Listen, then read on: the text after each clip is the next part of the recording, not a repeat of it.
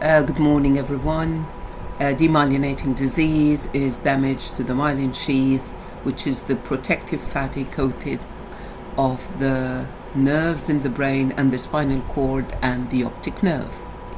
There are many types of demyelinating disease, the most common of which is multiple sclerosis, how we can diagnose, common presentation, and how can we manage. This is just to pause and reflect on some of the questions, if you can read that through, like the presentation, the definition, and the scans.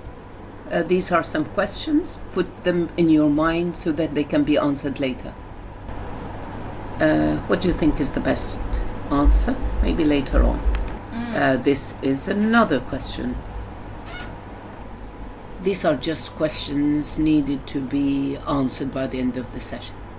A typical MRI scan showing demyelinating lesions in the form of white plaques. Some changes in the white matter in the brain, depending on the site. This is a sagittal section showing white matter lesions perpendicular to the corpus callosum, typical for MS.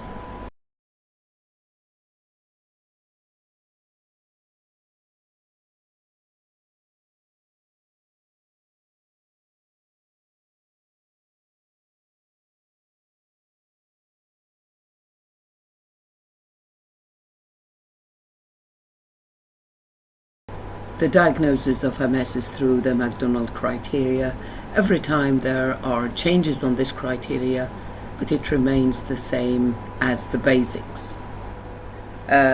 We knew today that demyelinating disease is an autoimmune degenerative disease of the brain and the spine, certain criteria for diagnosis and management through CSF and bloods and disease-modifying medication is one of the most important cornerstones.